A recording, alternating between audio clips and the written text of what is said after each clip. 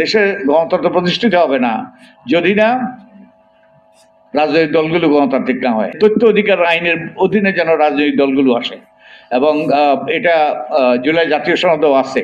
তো আমরা আশা করি যে রাজনৈতিক দলগুলো যাতে স্বচ্ছ রাজনৈতিক দল হয়, গণতান্ত্রিক রাজনৈতিক দল হয়, তারা যেন তাদের নির্বাচনী ইশতেহারে তথ্য অধিকার আইনে রাজনৈতিক দলগুলোকে অন্তর্ভুক্ত করার, আইনের অধীনে অন্তর্ভুক্ত করার তারা সুস্পষ্ট অঙ্গীকার করে।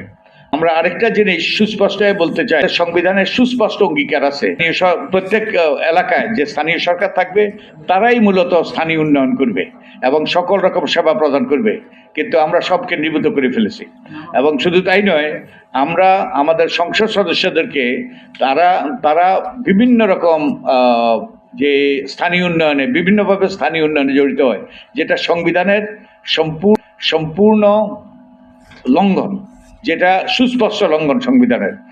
সংসদ সদস্যদের স্থানীয় উন্নয়নে যুক্ত হওয়াটা, মন্ত্রী হুইপ এদের স্থানীয় উন্নয়নে যুক্ত হওয়াটা অসাংবিধানিক।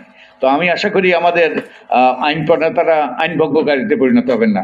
থাকলে আমরা শুনবো যে আমরা রক্তের উপর দাঁড়িয়ে আছি, আমরা এই রক্তের ঋণ শোধ করতে হবে, নূতন যাত্রা শুরু করতে হবে।